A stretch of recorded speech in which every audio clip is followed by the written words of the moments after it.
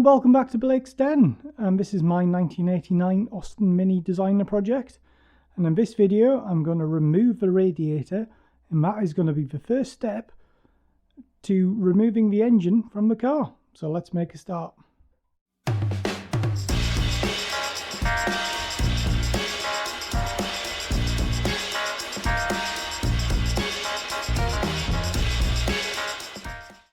So why am I doing this?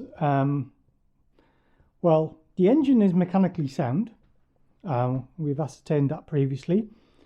But the engine bay is sort of very scruffy. It needs repainting. There's some rust and damage on the inner wings that needs looking at. I want to paint the engine. I want to paint the subframe. So the easiest thing to do is just to take this engine out. And then I can put it on a stand, get it all cleaned up and get it all tidied up. You will also notice as well that it's now a different way around in my garage. It's normally the other way around.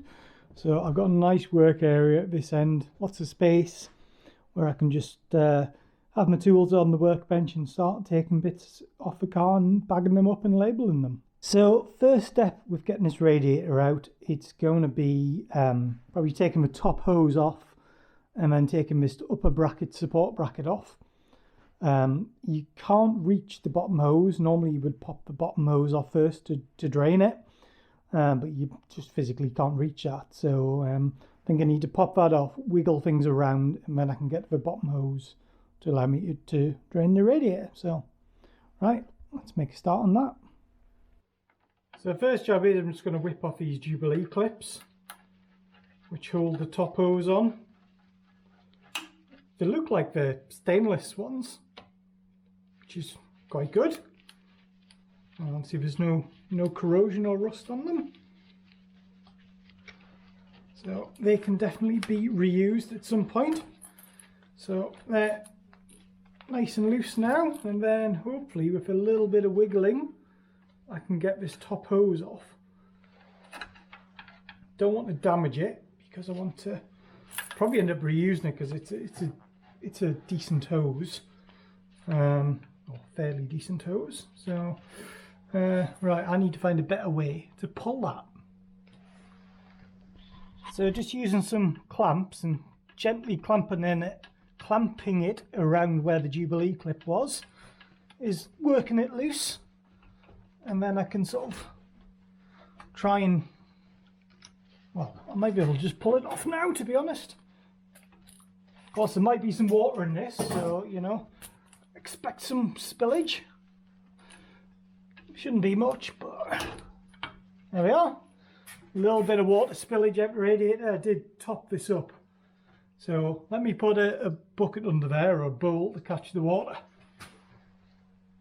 One thing I'm not sure about is all this tape which has been placed around the radiator top hose. And there's clearly some signs of goo. I'm not sure if that's residue, coolant residue, or some kind of sealant which has gone on it. I'm going to replace the radiator anyway, so I'll just keep this as a spare. So just sprayed some WD-40 on the bolts here, just to help get them undone. And then just whiz them off.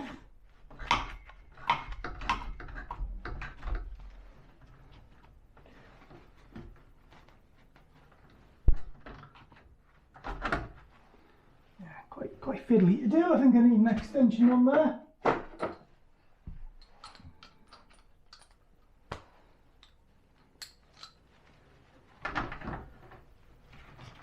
Yeah, that's a bit easier.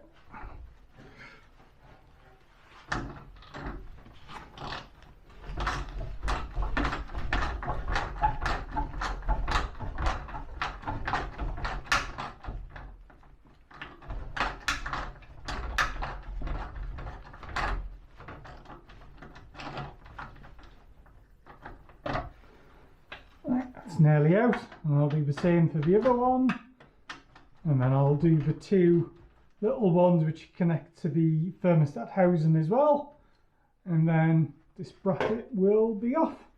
So I'll bring you back in a second when that's done.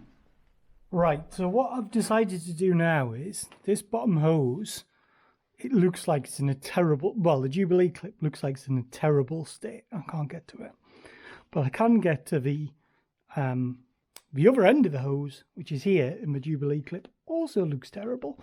But what I'm going to do, I'm going to have a go getting that one out, and then if I can get this hose off, then I should be able to get the radiator out with the bottom hose still attached. So I'm going to give that a go. It is going to get messy.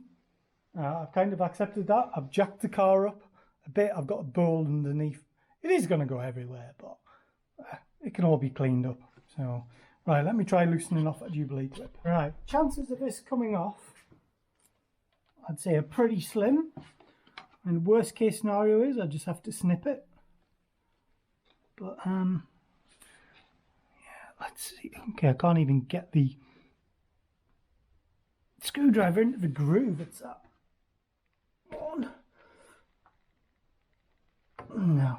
Okay. Spray that with some WD-40 and I'll maybe see if I can get a socket on there instead and see if it'll come with a socket rather than a screwdriver. By some miracle, I've got this Jubilee clip beginning to turn. I was giving it lots of hammering with a hammer and a screwdriver, and it's beginning to go, and I can actually hear sort of fluid running out of somewhere. So I've either put a hole in the hose or this is actually releasing pressure. So yeah, I mean, if you're less precious, you could just cut this off. I was thinking about doing that, but access is pretty poor. If you're really stuck, just cut your radiator hose and just replace the hose. That's another way of doing it as well. So yeah, okay, right. I've definitely got water running out now. I can hear it. I'm just going to keep on unwinding this, and then I'm going to work that off. Right, that Jubilee clip is loose now. I would not be surprised if it was the original one that came with the car from the factory. Yeah, okay, that hose is loose, but it's going to take a bit more jiggling to try and get it off. I'm going to try and prise it a little bit with my screwdriver, see if I can just walk it off a bit. Yep, that's working. Okay, a bit more prising. Okay, and then a little bit of a pull, and this should come off. He says. Minis are a great car, but access is terrible. There we are. There's all the water, hopefully running into my bowl. Most of it is. Right, and also I've just realised I need to disconnect the heater hose as well to be able to get this out. But I should be okay. I'll just back off this Jubilee clip, and then we should be able to now lift the rod out. So now, with a little bit of luck, I should be able to manoeuvre this radiator around to get to the bottom hose. Yeah, okay, yeah, as expected, the bottom hose is absolutely, if you thought that top one was bad, the bottom one's even worse. So I should be able to manoeuvre this around though and get this out. So yeah, I do have the heater hoses in the way, but let's just see what I can do. There we are. Oh, and of course, yeah, just weed everywhere. Always the way. Right, okay, good. Success. Right, I just need to undo one of these connections and then we'll get this on the bench and we can have a look at it.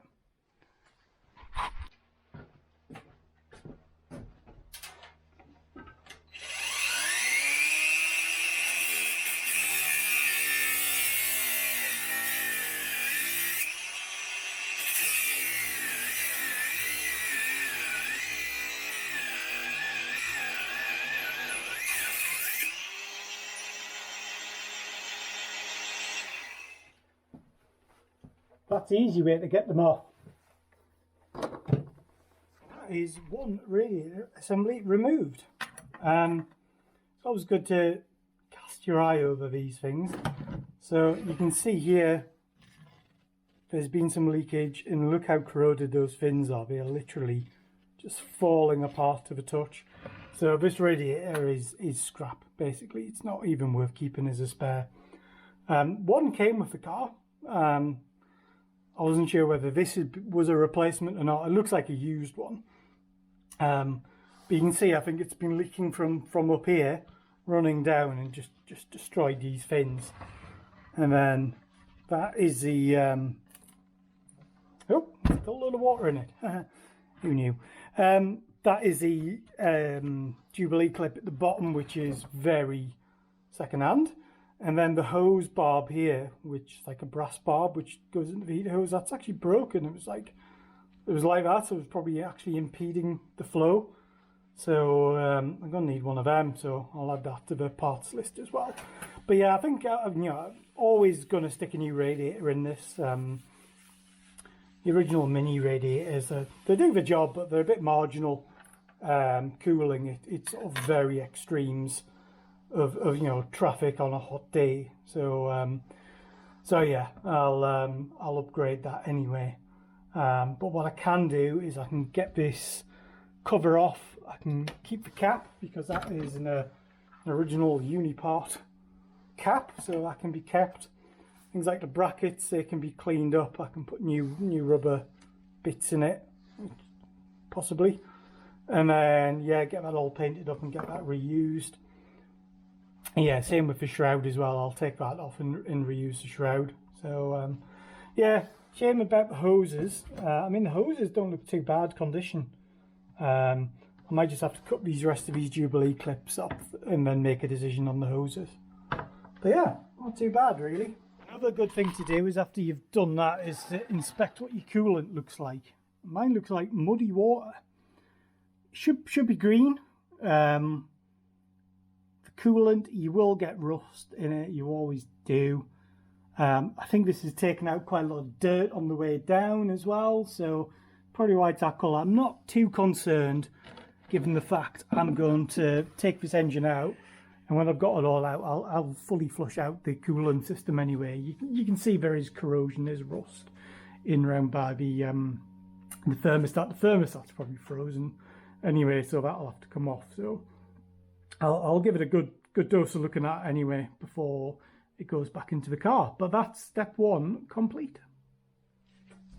So thank you for watching that. Just a quick video update. What I'll probably do is I'm going to do separate videos for each little element I need to strip out the car. So if you've never taken an engine out of the car, it's actually quite straightforward. Everything which is attached between the engine and the car needs to come off, and anything which won't fit through the hole needs to come off. So things like the alternator needs to come off, carburetor, exhaust manifold, some of the ducting around here. So I'll probably break that down into a series of smaller videos, just in case anyone wants to know how to do a certain bit, like removing the radiator, like I've just done. And then I might stitch them all together into one big video. If anyone's bored and got several hours, they can just watch it all as one. So I hope you found that video useful. If you did, press that like button. If you've got any comments or questions, drop them below. I respond to all of my comments. And please consider subscribing to the channel as well. I would really appreciate that. And you'll get notified of all the new mini content. And it's free. It doesn't cost you anything to subscribe. So click that button below.